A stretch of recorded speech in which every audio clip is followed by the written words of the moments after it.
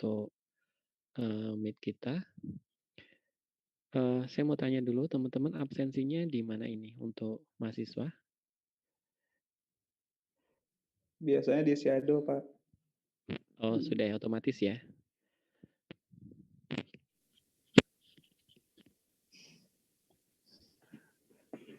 Oke. Untuk dosen luar nanti ada form khusus. Jadi saya tidak karena saya tidak ada akses di Gapura gitu. Jadi teman-teman bisa absen di shadow ya nanti ya. Oke, kita mulai mata kuliah kali ini. Saya izin share screen ya.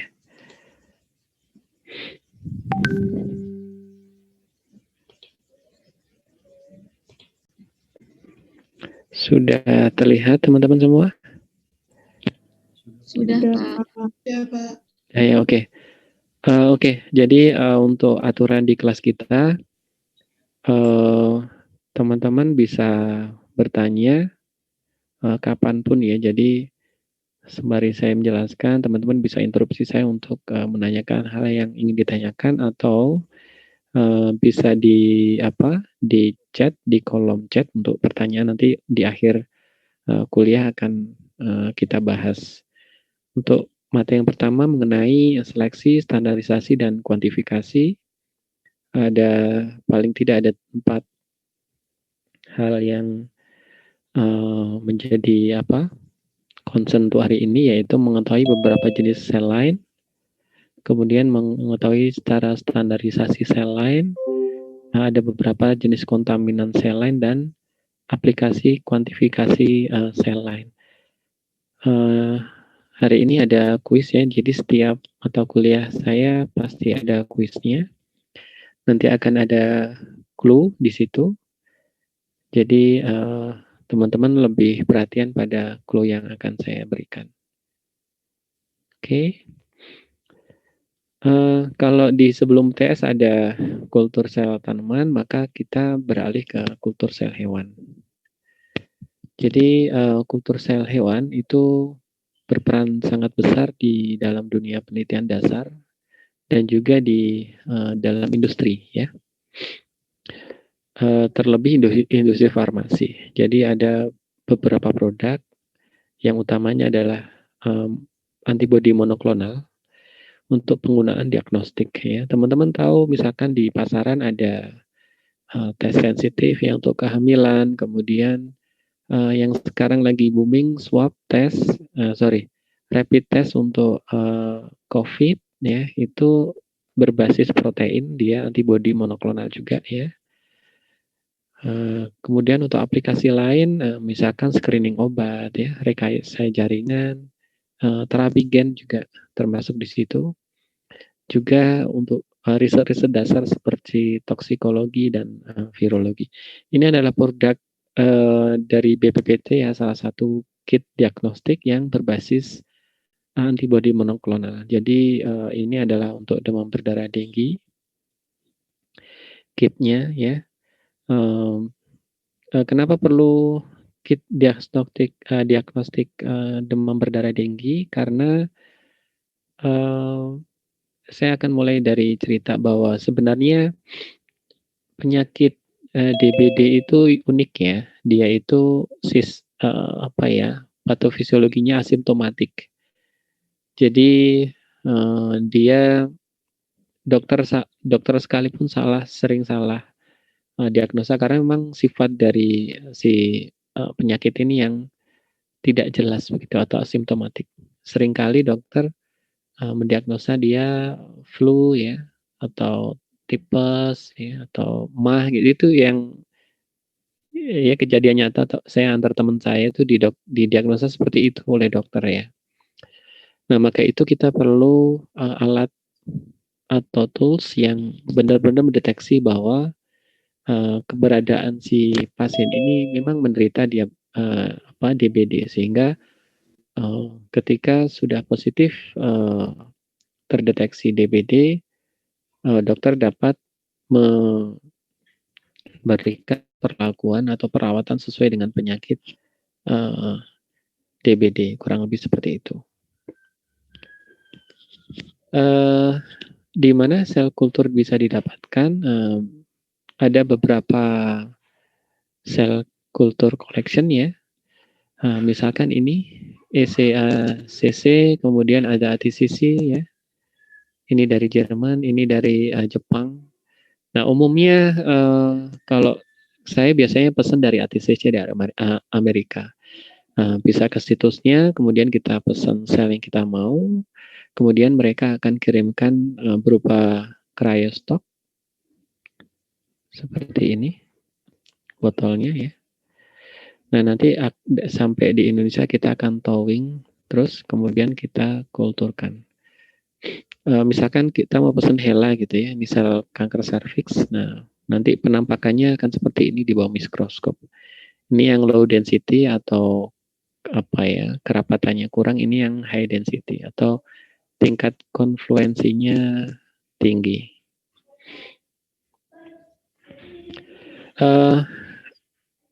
Kalau ada lampu berarti nanti keluar request ya. Jadi itu clue-nya.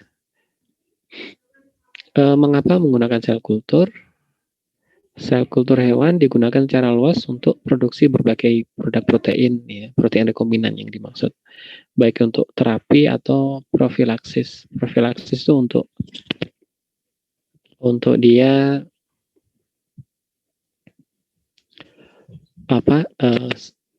obat-obatan yang sifatnya lebih dari mencegah daripada pengobatan ya. Nah, keunggulan sel kultur, reproduktivitas dan kemudahan penggunaannya dibanding kultur sel primer atau model hewan. Ya, nanti kultur sel primer akan mungkin next pertemuan ya. Model hewan kita tahu tikus dan segala macam itu lebih ribet handlingnya daripada penggunaan sel kultur. Kemudian dapat di scale up ya teman-teman. Kemudian sel hewan umumnya mampu mengeluarkan protein aktif karena proses modifikasi translasinya tuh mirip ya memang sel hewan ya mirip dengan manusia. Ya ada proses glikosilasi dan segala macam, teman-teman bisa googling sendiri ya. Karena kita tahu sistem ekspresi protein dari eukariot tingkat tinggi hewan gitu itu lebih kompleks dan lebih lengkap dibanding dengan prokariot sekelas bakteri atau eukariot sederhana seperti yeast gitu. Di samping kelebihan pasti ada kekurangan ya. Kekurangan dari sistem kultur sel hewan adalah memang di lab itu sulit sekali mempertahankan kondisi yang steril atau aseptik ya. Seringkali kita menemukan adanya kontaminan. Nanti di belakang slide ada contoh kontaminan baik bakteri, yeast atau mikoplasma ya. Kemudian kemungkinan kontaminasi kimia dan mikroba sangat tinggi. Kemudian ada juga peluang untuk cross contamination. Ini nanti akan saya jelaskan. Kemudian ini perlu jam terbang. Jadi yang handling sel kultur di lab itu perlu tidak sehari dua hari bisa langsung bisa ya handling, tapi kalau pengalaman saya paling tidak perlu 2-3 bulan baru dia jago untuk handling sel lain. Dan juga untuk alat-alatnya sangat mahal ya, makanya itu perlu investasi yang tinggi. Kita perlu laminar ya, laminar airflow, terus mikroskopnya juga yang inverted, yang bukan mikroskop biasa. Kemudian kalau ada dana kita bisa pakai ini flow cytometry ya untuk data yang lebih lengkap. Flow cytometry ini harganya bisa 1,4 miliar. Jadi sangat-sangat mahal untuk investasi alat pada sel kultur. Ini cross kontaminasi ya, kontaminasi silang. Ini adalah sel lain jenis, dua jenis yang pada satu kulturnya kita bisa lihat morfologinya, yang ini panjang, spindle shape itu, yang ini lebih ke bulat mampat. Nah itu sulit sekali kalau mau dipisahkan. Kemudian ini ada bacterial contamination. Tentu yang ini yang kontaminasi bakteri ya, biasanya ditandakan dengan warna medium yang keruh, kuning. Ini yang masih bening ya, artinya tidak terkontaminasi. Kalau dilihat di mikroskop, nah ini dia bakterinya, panjang-panjang seperti ini. Nanti ada videonya ya biar lebih jelas. Oke, ini beberapa jenis sel lain yang populer, teman-teman. Misalkan CHO ya, Chinese Hamster Ovary, ini jenis sel lain. Jadi kalau ketemu jurnal tulisannya CHO, nah itu ini deskripsinya. Dia biasanya untuk ekspresi glikoprotein rekombinan manusia karena ada enzim ininya ya yang ditemukan di sel lain tersebut. Kemudian dia relatif stabil dan segala macam.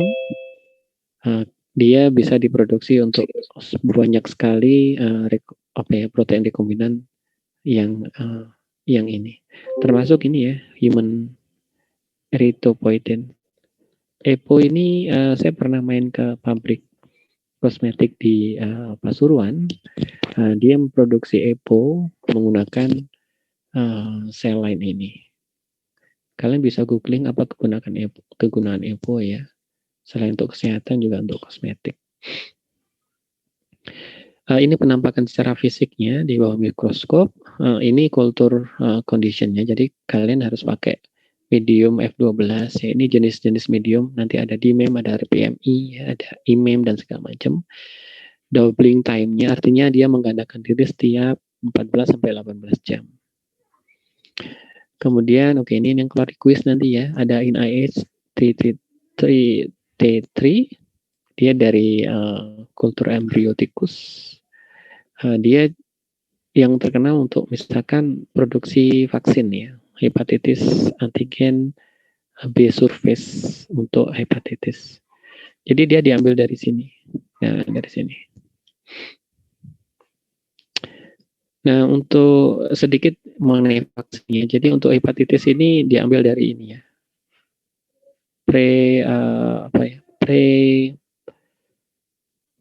S protein, surface protein, terus kemudian ini nanti dikulturkan di di NIH ini tadi. Terus dia memproduksi body monoklonal yang diinginkan. Perjalanannya masih panjang sebenarnya, tapi intinya begitu. Nah, ini gambarnya. Ini diwarnain teman-teman, cantik sekali gambarnya. Jadi ini inti selnya, kemudian ini organel-organel, dan ini membran yang hijau. Jadi paling tidak ada 3 jenis pewarna yang berbeda untuk mewarnai satu sel ini. Jadi morfologinya juga berbeda ya, seperti ini. Kemudian yang terkenal lagi ada HeLa.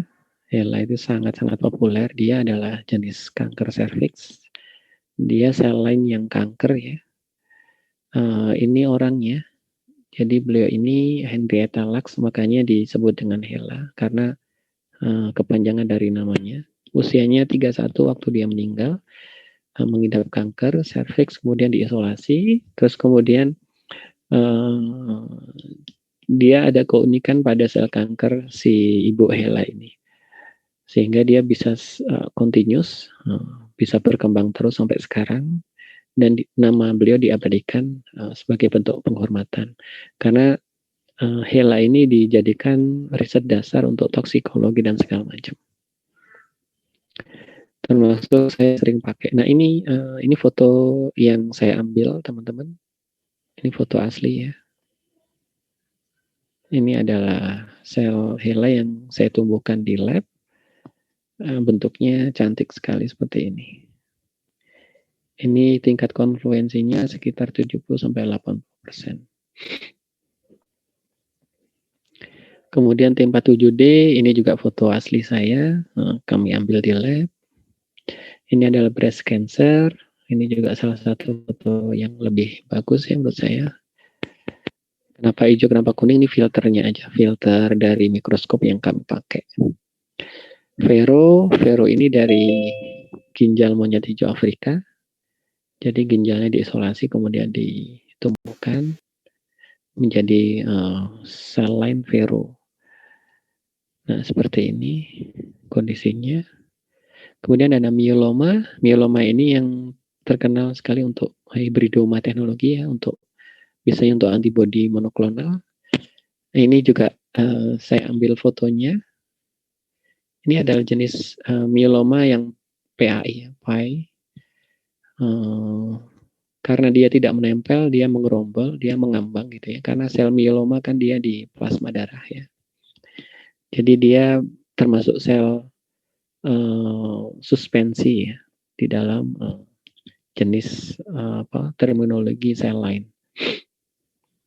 Jadi ini tahun lalu kalau nggak salah kita ambil fotonya kita sempat mengkulturkan dia di LSI ya, di UB ya. Oke, ini dibaca sendiri kegunaannya dan segala macam. Oke, standarisasi sel line. Jadi ada master and working cell line. Aspek regulasi tersebut dirancang untuk memastikan kesesuaian dan keamanan produk. Jadi ada standarisasinya. Maka untuk menjamin kesesuaian dalam sel digunakan untuk setiap proses produksi. Penting untuk membuat stok benih ya, yang terdiri dari ampul-ampul sel identik.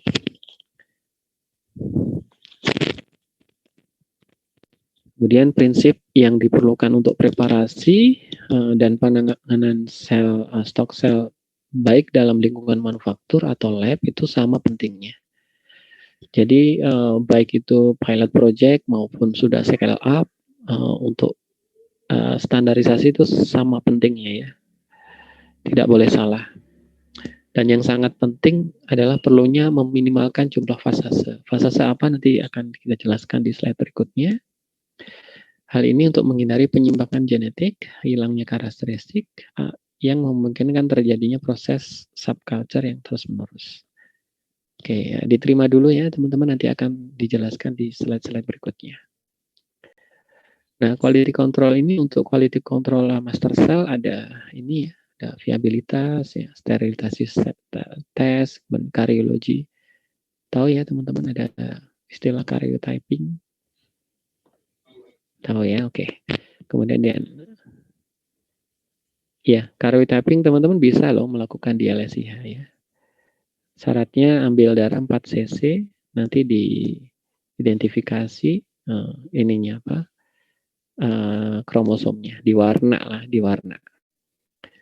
Waktunya sekitar 2 minggu, biayanya 1 jutaan kalau nggak salah. Barangkali iseng mau memotret kromosomnya di figura, taruh kamar kos kan cantik ya, keren gitu.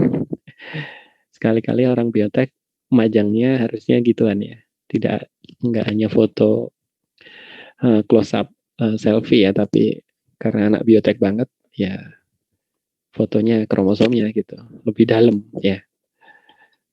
Kemudian untuk quality test control working cell bank ada ini. Jadi tidak semua yang quality control yang untuk master itu selalu dilakukan untuk working cell. Jadi misalkan karyologi tidak perlu lagi ya, tidak usah. Kemudian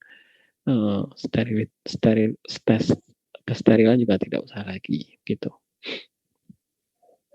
Oke, ini GLP mungkin sudah teman-teman bisa belajar sendiri ya, GLP kita lewati aja. Nah, ini yang penting ya. Jadi tadi kelemahan dari kultur sel adalah sulit sekali mempertahankan kondisi yang aseptik karena paling tidak ada 3 jenis kontaminan yang ada yang berpeluang untuk masuk ke dalam kultur kita ya. Yang pertama sekali yang paling sering kita alami atau kami alami adalah di kontaminasi bakteri. Pertama, kita harus cek kondisi mediumnya. Warnanya berubah nggak? Nah, kalau sudah seperti ini, kita harus waspada nih. Ini yang pertama kemungkinannya adalah selnya terlalu padat sehingga pH-nya berubah. Nah, indikator pH berubah adalah warna berubah, atau kalau sudah kuning, padat, keruh, nah itu yang rezeki biasanya. Ada kontaminasi bakteri. Terus biasanya saya akan lihat di mikroskop. Nah, kalau udah kayak gini, udahlah. Langkahnya kalau masih ada sel stok, maka akan saya buang. Akan saya eliminasi dengan dibuang mediumnya. Terus saya autoclave, ya, atau cukup dengan Clorox ya, atau apa tuh? Baiklin. Iya, dengan Baiklin cukup. dengan backclean. Kemudian laminarnya saya lap, saya UV ya. Kalau perlu saya akan melakukan sterilisasi seluruh labnya. Nah, biasanya teman-teman untuk menambahkan antibiotik di dalam medium itu biasanya kami pakai 1% penstrep. Penicillin, streptomycin itu udah cukup, lebih dari cukup untuk mencegah terjadinya kontaminasi bakteri. Nah, ini kayak gini. Ini teman-teman lihat. Nah, ini bakteri. Kalau dia lari-lari itu bisa dipastikan bakteri. Tapi kalau nggak lari-lari, jangan divonis dulu dia bakteri ya. Kemungkinan ada kontaminan lain ya, misalkan debris gitu ya. Kita lihat. Debris itu boleh jadi pecahan sel yang mati. Nah, kalau kayak gini udah pastilah ini. Ini udah bakteri yang mengerikan. Saya tuh kalau lihat bakteri itu geli, bisa merinding gitu. Tapi kalau saya lihat selnya tok, sel kankernya tuh saya seneng sekali. Cantik gitu, menurut saya loh ya. Oke. Nah, teman-teman kalau debris, nah ini debris ya, boleh jadi karena misalkan serum yang tidak terlalu tidak larut, ada protein-protein yang ikut. Nah, biasanya kalau dia tidak loncat-loncat, tetap stay meskipun dia gerak ya, Brownian motion. Jadi geraknya itu gerak Brownian ya, teman-teman bisa googling apa itu Brownian motion. Brownian motion tuh dulu awalnya ditemukan peneliti Richard Brown ya, kalau nggak salah, orang Inggris. Dia naruh putik serbuk sari di dalam air, airnya tuh putiknya kok gerak-gerak gitu, geraknya beraturan. Gerak yang tidak beraturan tapi ada polanya begitu. Nah, yang memecahkan pola itu Einstein ya, dengan rumus fisika dia menemukan gerak Brownian motion ini. Terus ada papernya, publikasinya bisa dibaca tahun sekitar ya sejaman waktu Einstein masih hidup ya. Ada publikasinya. Nah, ini teman-teman, ini bukan bakteri, tapi dia debris. Geraknya ada polanya begitu. Oke. Oke, kita lihat. Kemudian ada kontaminasi fungi. Nah, biasanya ada miselian, ada semacam bulu babi ya. Kalau di mikroskop tuh ini juga mengerikan sekali. Seperti ada serat-seratnya begitu. Nah, bagaimana kalau pengalaman saya di lab ini lebih sulit menghindari yeast daripada bakteri. Kalau sudah bakteri ini berarti saya sudah tutup total tuh labnya. Saya tidak lakukan operasi selama beberapa hari. Terus kami melakukan sterilisasi total gitu ya, dengan ada tekniknya. Jadi biasanya Sabtu Minggu kita tutup labnya, terus kita selain di UV ya, kita pakai saya lupa itu ada tablet yang sangat menyengat baunya, sehingga kita pasang Jumat malam, Senin pagi sudah selesai gitu. Karena kalau pas weekday itu bakal menyiksa sekali, perih di mata. Nah, kita bisa pakai antibiotik sejenis ini ya, ada 3 macam paling tidak. Nah, ini di mikroskop gambarannya yes kayak gini. Lucu ya, tapi kalau sudah ketemu begini stres juga di lab. Tidak selucu penampakannya ya. Terus mikoplasma ini jarang kami temukan karena mikoplasma dia sangat kecil. Dia masuk ke dalam sel seperti ini ya. Sebenarnya untuk identifikasi lebih detail kita bisa pakai untuk memastikan bahwa ini bakteri atau mikoplasma sih, karena nanti treatmentnya akan berbeda. Nah, kita bisa pakai mikroskop elektron ya.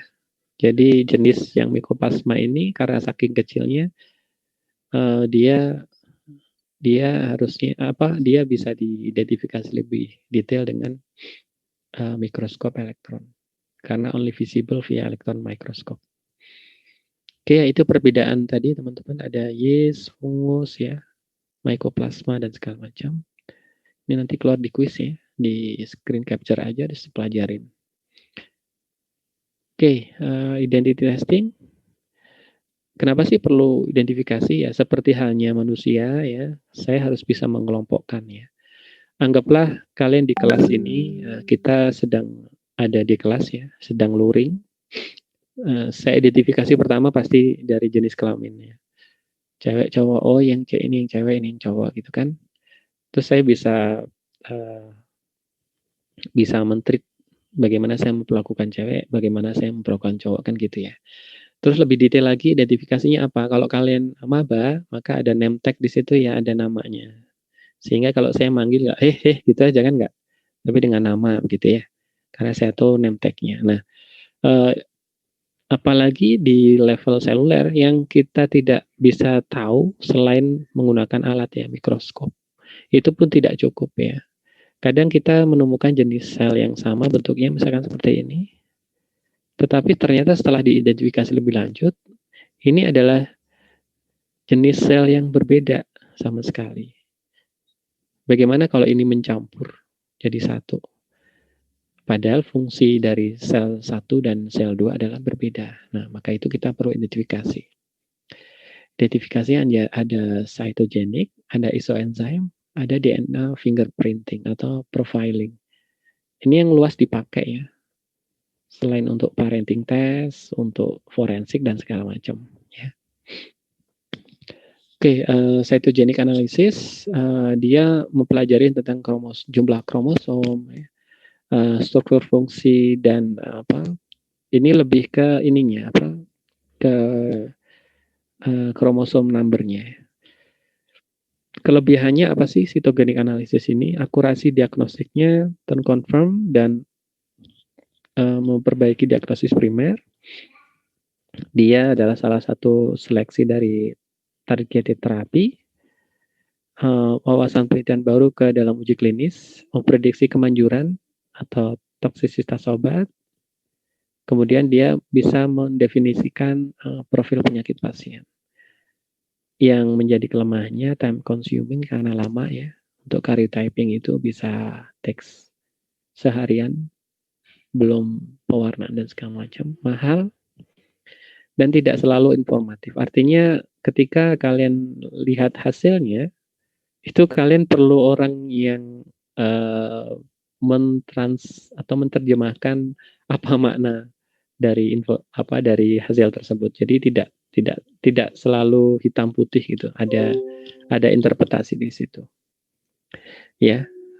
Contoh dari cytogenetik adalah karyotyping, FISH atau genomic microarray. Oke, karyotyping yaitu tadi yang saya jelaskan ambil darah. Kalau di Alesia cukup 4 cc ya, 4 mili. Kemudian sampai di warna seperti ini. Teman-teman mungkin sudah tahu ya, kalau mohon maaf ya, misalkan Down syndrome, itu kalau di profil karyotyping ya, dia ada pada kromosom nomor, mohon maaf kalau saya salah ya, kromosom nomor 21 ya. 21 itu, iya, 21 itu 2N+1 ya, benar ya. Jadi ada 3 kromosom. Nah, pada kromosom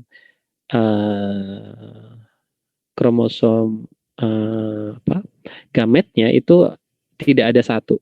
Jadi -1. 2N-1. Jadi dia pindah ke situ. Nah, hal itu penting ketika kita identifikasi, oh berarti ini adalah sel jenis ini gitu, dengan kita lihat pola karyotype-nya. Itu bisa seperti itu. Kalau di manusia, karyotyping itu diperlukan untuk identifikasi penyakit-penyakit yang misalkan tadi, utamanya sindrom ya, sindrom tertentu yang dia bisa kehilangan kehilangan jumlah kromosom atau ketambahan jumlah kromosom. Sehingga fenotipiknya, mohon maaf kalau untuk Down syndrome sama semua ya, moon face, terus kemudian IQ-nya kurang dan segala macam. Nah, seperti ini ya. Ini adalah Philadelphia kromosom ya. Dia loncat pindah ke sini. Ini salah satu contoh aja. Kemudian ada teknik FIS, fluorescence in situ hybridization. Jadi kalau dia ada penyakit yang tadi ya misalkan ini, maka ada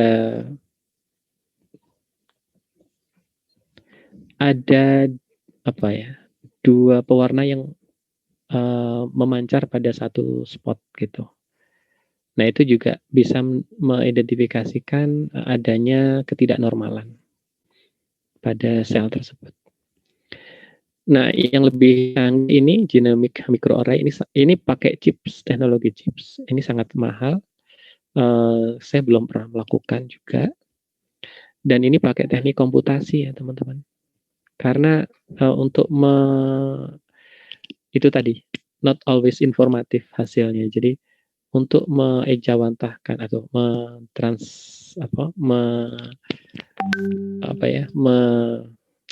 intinya ini hasilnya, kemudian dibaca hasilnya kayak gimana tuh perlu teknik komputasi. Jadi nanti begitu chipsnya keluar, yang keluar tuh hanya dot-dot seperti ini nanti hasilnya. Kemudian dibaca komputer, terus hasilnya apa? Jadi ada up regulation, ada down regulation, ada gen yang dia ditekan ya ekspresinya, ada yang dinaikkan ekspresinya. Ini juga sangat bagus untuk kalian misalkan mempelajari teknik-teknik ada terapi genetik ya. Jadi begitu di terapi gennya bisa upregulated nggak sih, atau malah ditekan, atau malah di knockdown seperti itu.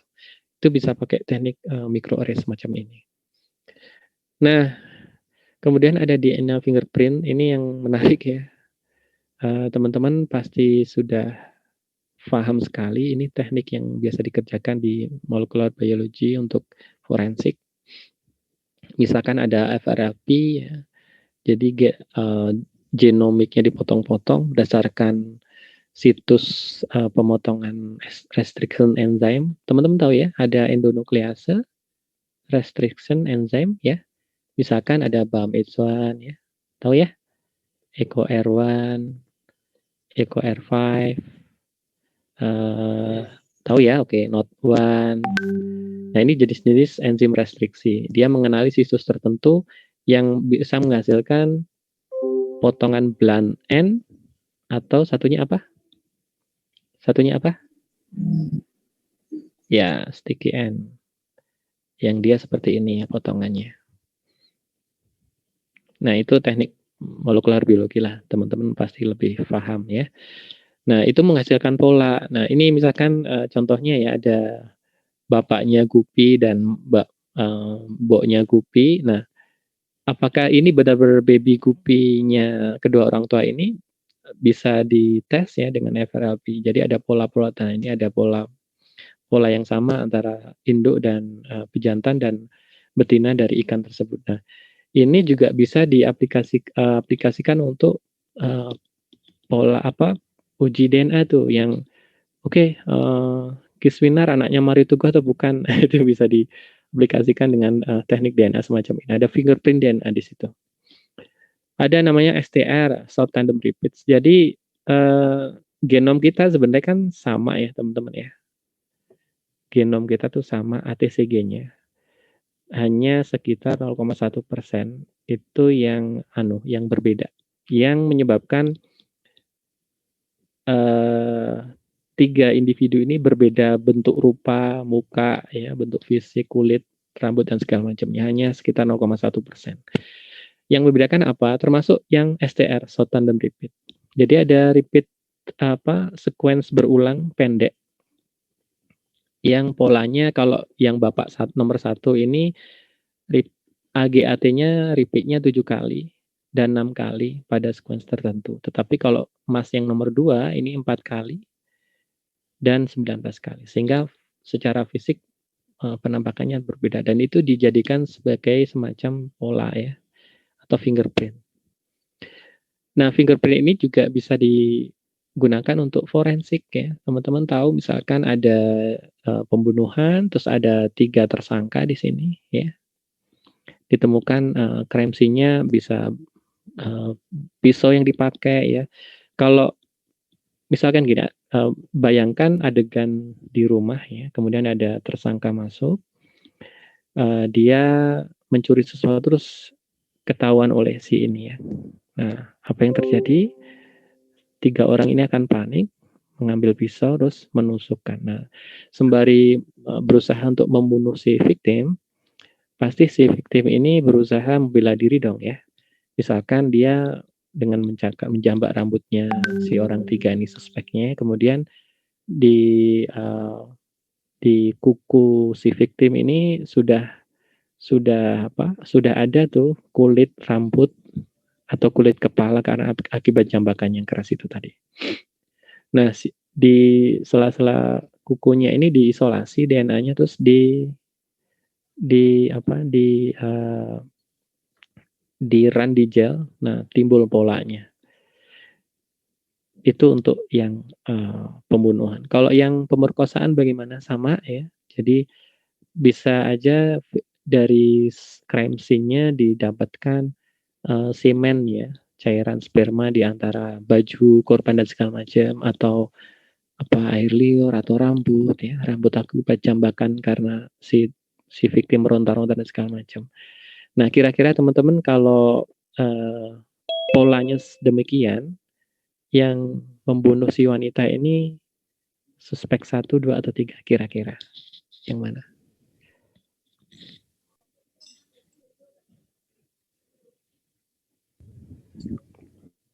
Ada yang bisa jawab? 2. 2 ya. Kalau dilihat sih wajahnya preman yang 1 ya, tapi kita lihat. Iya benar. Jadi polanya sama ya teman-teman ya. Polanya persis dengan yang crime scene-nya. Oke, nah itu bisa melebar ya, nanti bisa untuk parenting test dan segala macam. Oke, ini tema terakhir tentang bagaimana sih ketika kita sudah identifikasi sel ya dengan teknik-teknik molekuler tertentu, kemudian kalau terus ngitungnya bagaimana? Ngitung selnya bagaimana? Kan kita tidak mungkin melihat pakai mikroskop terus dihitung satu-satu, bisa jereng ya mata kita ya. Tapi dengan teknik tertentu. Yang paling umum adalah cell count ya. Dengan hemositometer. Nah, ini teman-teman pasti sudah tahu. Ini teknik menghitung yang paling kuno.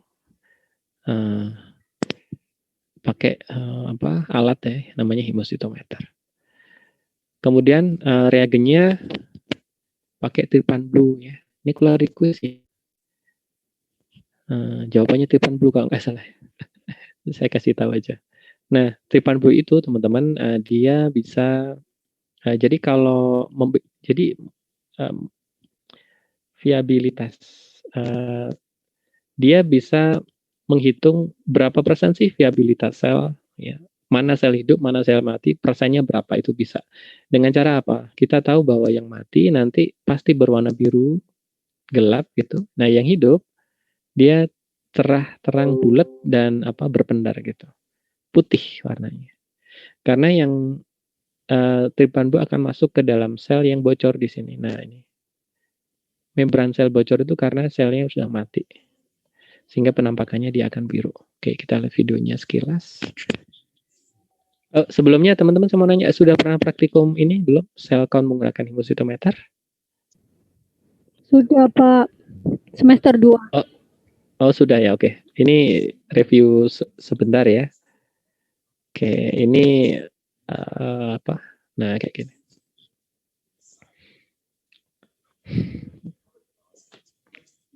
Aduh, maaf.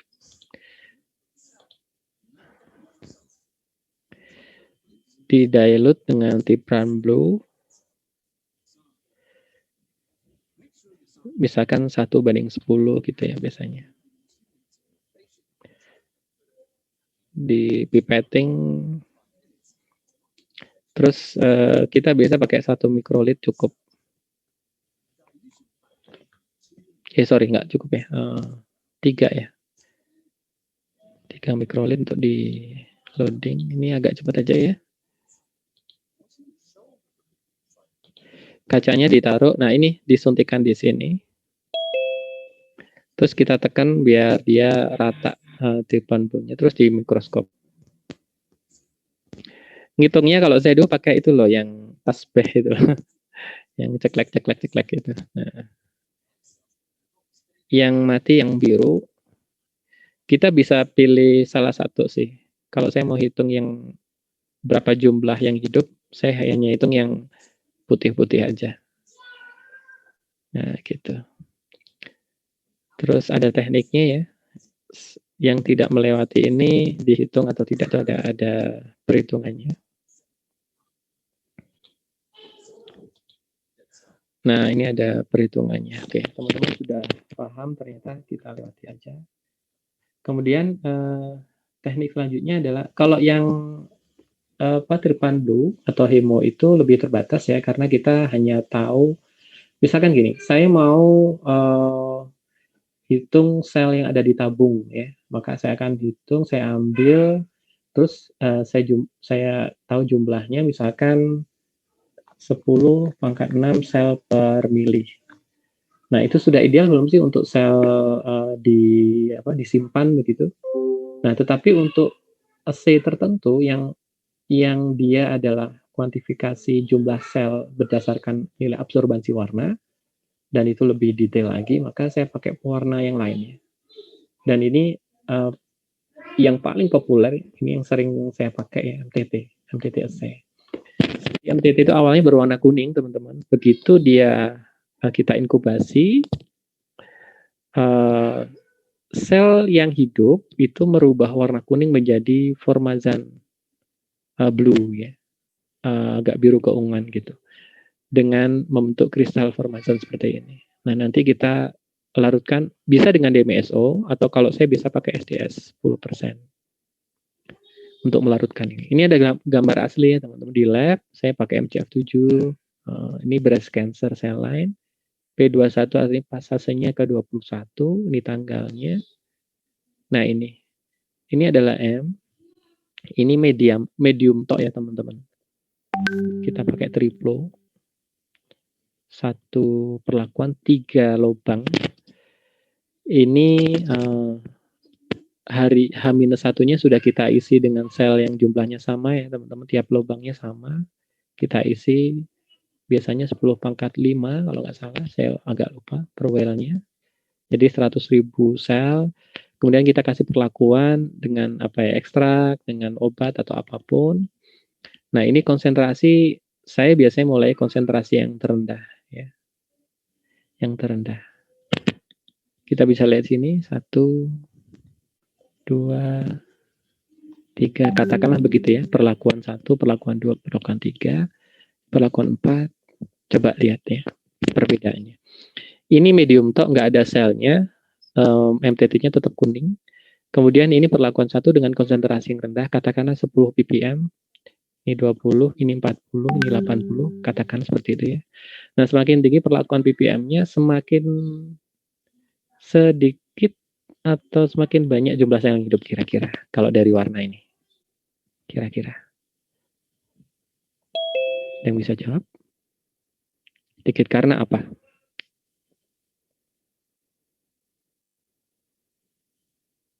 Oke. Jadi perlakuan pertama dengan konsentrasi sedikit, jumlah selnya masih banyak nih. Kenapa? Karena kristal formazannya yang terbentuk juga tinggi kan.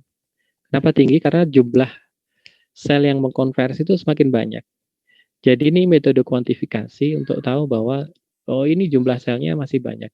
Ini masih banyak, lebih banyak, agak sedikit, ini mungkin sangat-sangat sedikit yang 5 ini, karena warnanya sudah mendekati warna medium ya. Paham ya maksud saya ya? Karena tidak ada selnya lagi. Nah, ini metode yang sangat umum dipakai untuk kuantifikasi. Nah, nanti dari sini teman-teman bisa menghitung nilai IC50-nya dalam bentuk ppm. Untuk tahu bahwa ini poten atau tidak poten untuk anti kanker, misalkan kayak gitu ya. Oke, ini caranya.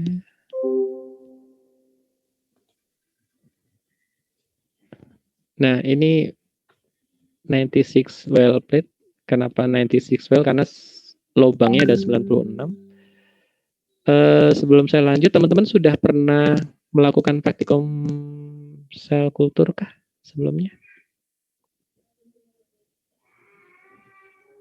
Sudah melakukan praktikum sel kultur? Mengkulturkan sel gitu? Sudah pernah? Kultur mikroba, Pak. Halo? Oh, mikroba. Mikroba. Sel hewan belum ya? Belum. Belum. Bikin sel primer gitu belum? Belum ya? Oke.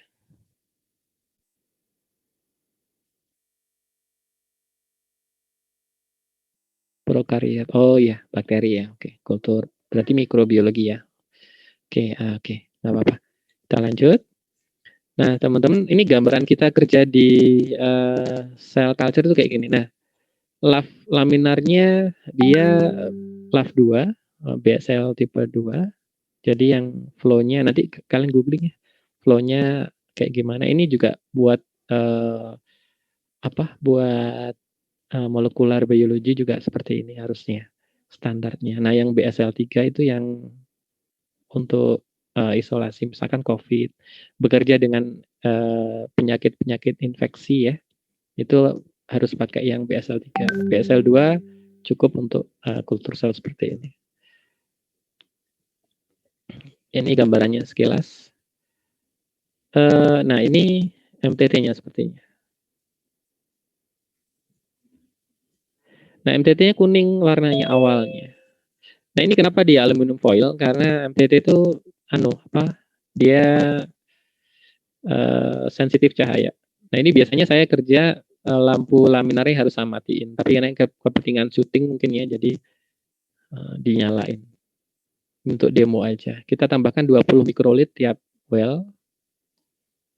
Ini multi channel pipette teman-teman. Jadi ini kerjanya lebih gampang. Zaman saya dulu masih pakai satu-satu, jadi kalau ngelamun bisa lewat satu tuh yang mana dicari gitu ya, puyeng juga. Nah, terus ini kita inkubasi dengan 37 derajat. Ini pakai 5% CO2 ya. Nanti mungkin pertemuan berikutnya akan saya jelaskan. Oke, setelah itu tambahkan DMSO atau kalau saya pakai yang lebih murah itu SDS 10%. Oke, kita lewati step-stepnya. Nah, sudah mulai ya. Sudah mulai ada warna ungu ya. Artinya selnya ada di situ. Terus bacanya gimana? Karena ini warna, teman-teman, colorimetric. Bacanya pakai spektro. Tapi spektro yang ELISA reader, ya istilahnya ELISA reader. Dengan panjang gelombang kalau MTT itu sekitar 465 nanometer. Oke, ini sekilas ya teman-teman ya. Jadi kalau mau berminat di bidang ini bisa kontak saya, barangkali saya ada project. Nah, seperti ini kira-kira gambarannya MTT ya. Nah, formasi yang terbentuk dan segala macam. Terus nanti ini kita melihat dari absorbansi masing-masing triplo ini. Terus kita bentuk digrafikan seperti ini boleh. Ini standar deviasinya seperti itu. Kemudian ada neutral red. Ini saya nggak pernah pakai karena tidak terlalu populer. Prinsipnya sama sih. Dia incorporated dengan lysosom. Jadi sel yang hidup yang bisa berubah warna neutral red itu. Nah, seperti ini kurang lebih gambarannya. Terus kemudian ada LDH. LDH itu justru sel yang mati mengeluarkan enzim ini, terus kemudian dia bereaksi dengan cairan yang kita masukkan ke dalam sel. Ke dalam mediumnya sehingga dia bereaksi. Oke, kurang lebih seperti itu. Sama, jadi prinsipnya colorimetric, semuanya warna, dibacanya di ELISA reader semuanya. Oke, baik teman-teman, itu saja yang bisa saya sampaikan. Masih banyak waktu, silakan untuk berdiskusi. Monggo kalau ada yang mau nanya.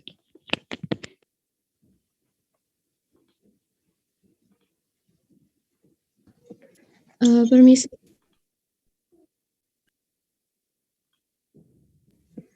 Siapa dulu? Iya Pak, saya Nabila Pak, izin Yang cewek bertanya. dulu deh. Saya izin Silakan, bertanya Pak. Nabila. Iya, saya tertarik dengan yang kit DBD itu tadi Pak. Nah itu maksudnya kalau saya belum punya gambaran sih Pak yang mengimplementasikan kultur sel hewan itu di kit itu. Mungkin bisa dijelaskan Pak, saya masih belum paham soalnya. Belum ada gambaran. Oke. Baik, terima kasih Nabila. Jadi kebetulan saya itu udah sebenarnya proyek puluhan tahun yang lalu ya. Itu waktu saya S1 saya itu kerjaannya cloning waktu itu ngerjain yang jadi cikal bakal kit yang sekarang ini. Jadi launchingnya itu tahun lalu kalau nggak salah. Oke, pertama begini, demam berdarah itu teman-teman ada 3 tahap. Yang pertama demam denggi, naik level lagi menjadi demam berdarah denggi, naik level yang paling berbahaya itu demam shock denggi. Jadi ada 3 level dan dari level 1 ke 2 itu tidak ada atau diagnosanya nggak jelas. Maka itu saya sebut disebut juga penyakit ini asimptomatik. Simptomnya nggak jelas gitu. Bukan salah dokter diagnosa karena memang penyakitnya seperti itu sifatnya.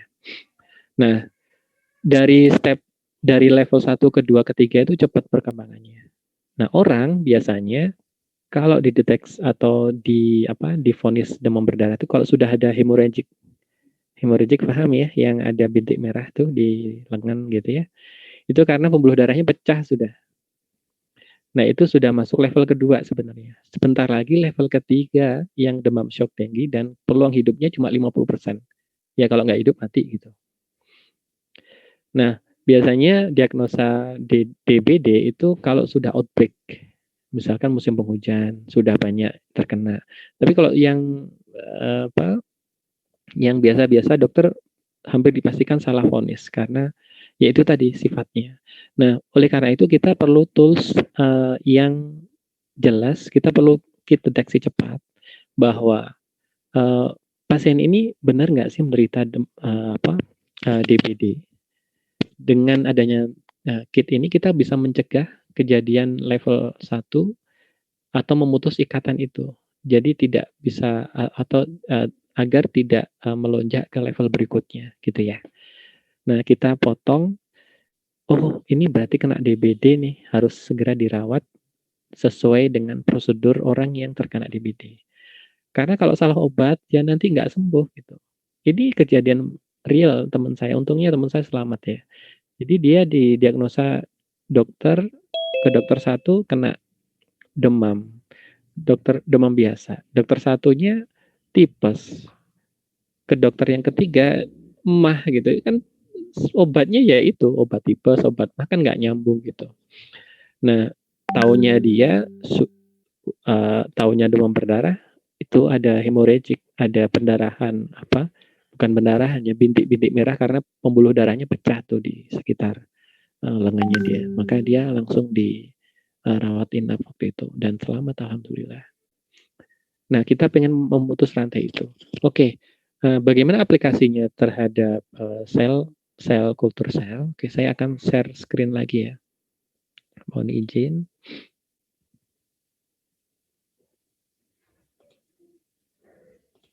Oke, sudah kelihatan ya. Saya akan kembali ke antibody tadi.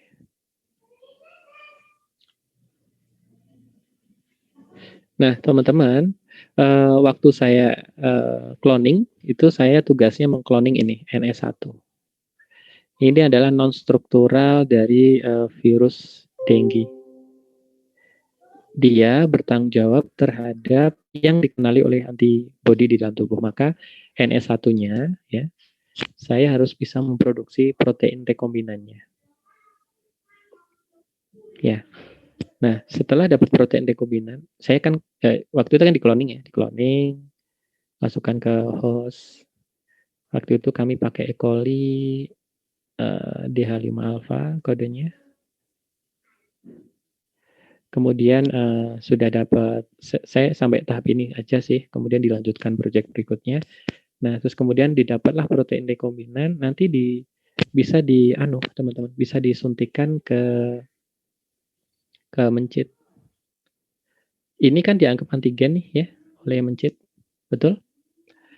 Nah, di dalam mencit ketika kita suntikan antigen, maka mencit akan memproduksi antibodinya kan, betul? Antibodi yang sesuai dengan antigen ini. Nah, bagaimana saya mendapatkan antibodinya? Kita fokus di spleen-nya. Spleen itu apa sih? Spleen itu limfa ya. Limfa mencitnya kita ambil, terus kita gerus, kita isolasi, terus kita tumbuhkan di cawan Petri, teman-teman. Nah, ini sebenarnya kami juga melakukan proyek tahun lalu ya. Nanti akan saya cerita lagi lebih detail. Tapi intinya spleen ini kita ambil antibodinya, ya. Kemudian antibodi sel yang kita duga mengandung antibodi ini kita harus fusikan dengan mieloma partnernya. Nah, ini dia. Nah, ini tadi sel beta dari spleen, ya, dari spleen tikus. Oke, perjalanannya ini yang saya suntikan adalah protein rekombinan NS1, ya. Oke, sampai sini sudah jelas belum, Nabila? Sebelum saya lanjut. Iya, Pak. Sudah jelas ya. Oke. Nah, karena sifat beta sel spleen ini dia tidak bisa berkembang cepat di dalam kultur, maka saya harus fusikan kayak itu loh ya, Dragon Ball Fusion itu loh, dengan sel kanker. Karena kita mau ambil sifat sel kanker yang dia pertama immortal, kemudian dia terus membelah. Nah, itu kita ambil kelebihan dia itu. Ketika kita fusikan, maka sel kankernya kan terus membelah tuh. Juga diikuti dengan beta sel yang membawa antibodi itu terus membelah juga kan, memperbanyak diri, kemudian kita seleksi pakai HAT, namanya hat-trick. Nanti kayaknya saya jelaskan juga deh. Hat-trick ini apa? HAT ini ada tiga komponen untuk selection medium. Nah, nanti waktu di screen sudah ada hibridomanya, sudah muncul, terus diekspansi, nanti dipanen tuh antibodi monoklonal. Nah, antibodi monoklonal ini teman-teman nanti akan kita tempelkan di test stripnya. Nah, di sini misalkan. Ini ngomongnya gampang dulu ya, di test stripnya gitu. Nah, kalau sudah nempel di test strip atau dipstick test, kita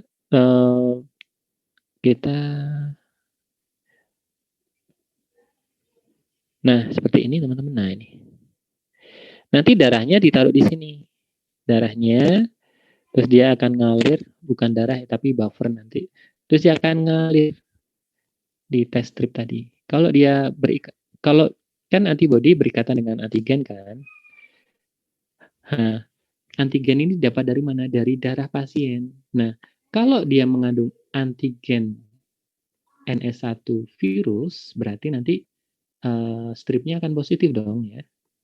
Entah bereaksi gimana ya, strip positif gitu ya. Nah, nanti akan dibaca oleh kitnya. Oh, berarti kalau positif 1 itu dia memang ada antigen virus di situ. Artinya si pasien ini memang benar-benar menderita demam berdarah. Maka kita harus larikan dia, kita obati sebagaimana, kita treatment sebagaimana dia penyakit orang yang kena demam berdarah. Nabila, begitu kurang lebih singkatnya. Saya harap jelas, Nabila. Iya Pak, terima kasih. Oh ya Pak, mau memastikan lagi, jika antigen tadi berikatan dengan antibodi, itu perubahannya gimana Pak? Ya, perubahannya coba Nabila ini bukan beli sensitif ya, tapi coba lihat di YouTube. Kalau orang hamil itu perubahan stripnya 2 atau 1, saya agak lupa itu. Tapi intinya ada kok petunjuknya. Kalau dia stripnya double, ini ada stripnya double nih. Karena satunya kontrol biasanya. Kalau strip double nyala dua-duanya berarti dia positif, kalau nyala 1 negatif gitu. Itu sama persis kok prinsipnya. Cuman kalau di sensitif dia sampelnya urin, karena di urin itu anggaplah ada protein, itu nanti berikatan dengan antibodi. kalau di dengue, demam berdarah dengue ini karena virusnya beredar di darah, kita ambil darah si pasien. Gitu Nabila. Ya, ya, terima kasih Pak Miko penjelasannya. Sama-sama. Sip. Oke, silakan yang lain. Yang cowok tadi siapa ya? Oke, silakan.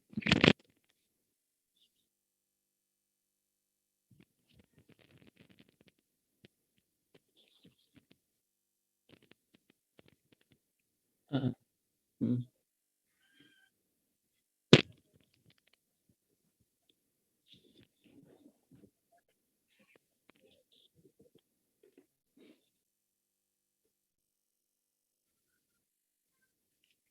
Oke.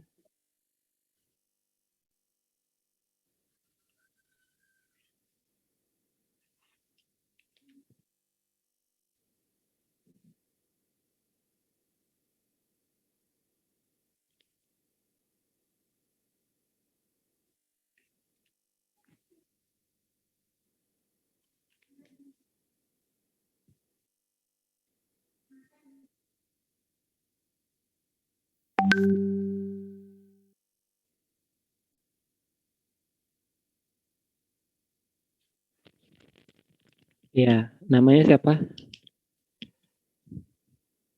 Panggilannya?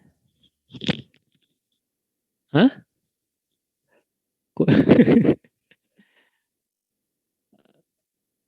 Ya wis, Kun. Oke. Oke, Kun. Oh ya, saya belum perkenalkan diri ya, Dati ya. Teman-teman saya ini panggil aja Pak Miko ya. Saya ngajar di jurusan gizi FK. Tapi eh, basic saya bukan orang gizi aslinya. Jadi saya di FK itu ngajar bidang-bidang basic. Jadi saya berpengalaman di eh, biologi molekuler, cloning dan segala macam, kemudian sel kultur. Saya pernah bekerja di sel kultur dan stem cell. Nah ini yang karena S2 saya stem cell. Dan saya bisa pede menjawab karena ya saya pernah bekerja di situ. Kalau saya nggak tahu, saya bakal terus terang. Saya nggak akan malu untuk bilang tidak paham gitu ya. Tapi karena ini saya paham, insya Allah saya jelaskan. Pertama, sel punca, Kun. Jadi gini, apakah masuk ke animal cell culture? Iya, karena sel punca itu salah satunya akan dikulturkan. Nanti saya akan jelaskan di pertemuan berikutnya, Kun, apa bedanya sel punca dengan sel yang kita bahas. Tetapi yang akan fokus kita bahas adalah animal cell culture yang fungsinya untuk apa? Kalian bisa mendesain sebuah riset dengan memanfaatkan sel culture, utamanya yang continuous cell line ya, yang cell line atau di bahasa Indonesia kan itu sel lestari. Kalau sel punca kan stem cell ya. Jadi Kun salah satu yang bisa nanti sel punca mungkin bahasan tersendiri kali ya, karena akan panjang lebar nanti sel punca. Sepakat ya Kun ya. Depending dulu untuk stem cell-nya karena ini menarik juga. Dan saya pernah bekerja dengan saya isolasi stem cell dan mendiferensiasikan stem cell ini menarik sekali stem cell. Nanti saya janji untuk sudah ada publikasi juga nanti kalian bisa baca. HeLa, nah kenapa kok kita memanfaatkan HeLa? Padahal kan dia jahat, metastasis lah segala macam ya. Karena gini Kun, kita misalkan Kun punya ide, Pak saya itu punya ekstrak tertentu ya, yang kata orang dia manjur sebagai anti kanker. Kalau saya mendesain riset, saya langsung masukkan obat atau ekstrak tumbuh-tumbuhan itu ke pasien, pertama saya akan kena etik, saya harus ngurus etik. Kedua biayanya pasti mahal, saya butuh sekian pasien ya, kontrolnya sekian pasien gitu. Dan identifikasi juga akan lebih kompleks karena dia sudah masuk ke dalam in vivo tubuh kan gitu. Nah, alternatifnya Kun, saya bisa pakai sel yang di luar tubuh atau teknik in vitro ya. Nah, sel kanker itu Saya ambil, terus saya kultivasi di dalam cawan Petri yang tadi tuh ada 96 titik-titik itu tadi.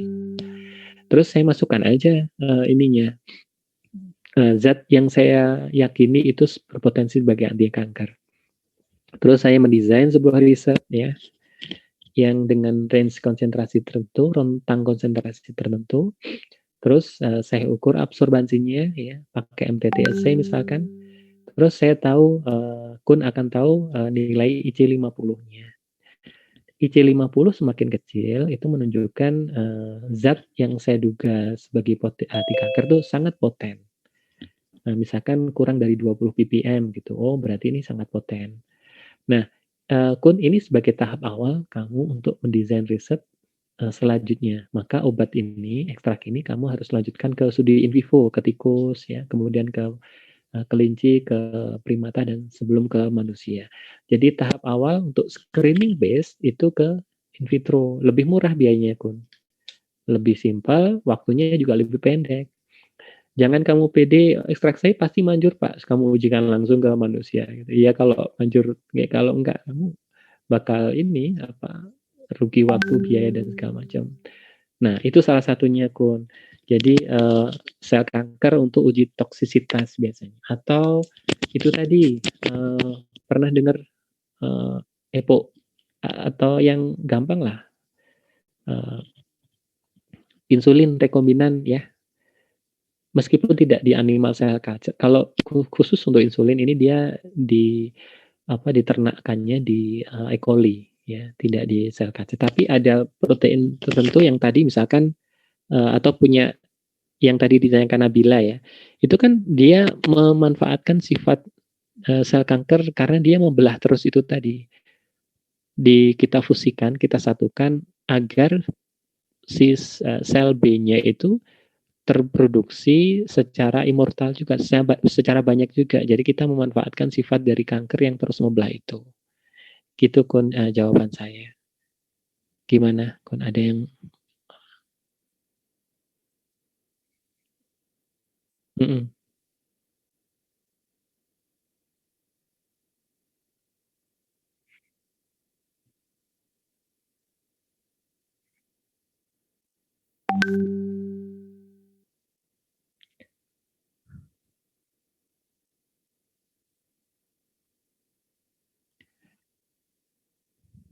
Iya, nggak salah. Loh, iya nggak salah, nggak salah. Jadi nanti sepertinya akan ke sana. Cuman ini saya perkenalkan dulu sel yang simple dulu, karena yang kalau yang kamu sebutkan bioremodeling ya. Kita bikin scaffolding, terus kita teteskan sel puncanya, terus dia itu ada teknisnya juga. Nanti kita ke sana juga. Tapi untuk awal-awal kita fokus dulu ke ini, ke sel-sel yang bisa dikulturkan dengan tanda kutip ya, relatif lebih mudah untuk kalian bisa punya gambaran, oh riset animal cell culture kayak gini. Yang ini yang paling dijangkau untuk mahasiswa S1. Gitu, Kun. Iya, iya. Kun nggak salah sama sekali. Memang animal cell culture itu luas sekali ya. Kita fokus ke ini dulu. Nanti untuk next pertemuan akan coba kita bahas ya. Makasih ya, Kun, pertanyaannya. Silakan yang lain.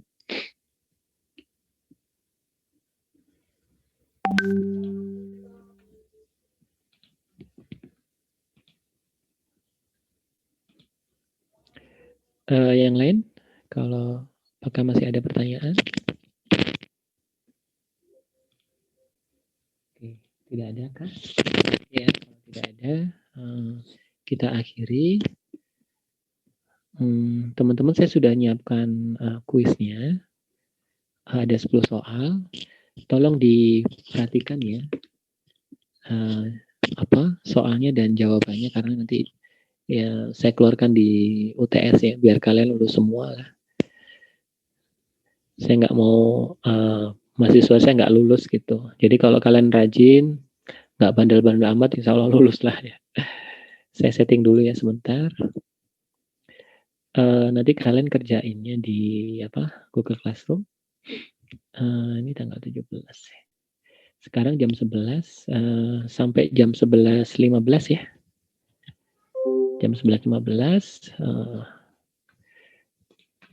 teman-teman bisa cek di Google Classroom. Baik, terima kasih kalau tidak ada yang ditanyakan. Senang sekali bisa ngajar di kelas ini. Mudah-mudahan ke depan sampai bertemu di pertemuan berikutnya ya, dengan topik yang tidak kalah menariknya. Mohon maaf jika ada yang salah. Terima kasih sekali lagi. Assalamualaikum warahmatullahi wabarakatuh. Waalaikumsalam. Waalaikumsalam warahmatullahi Terima kasih, wabarakatuh. Pak. Terima kasih, Pak. Pak. Terima kasih, Pak.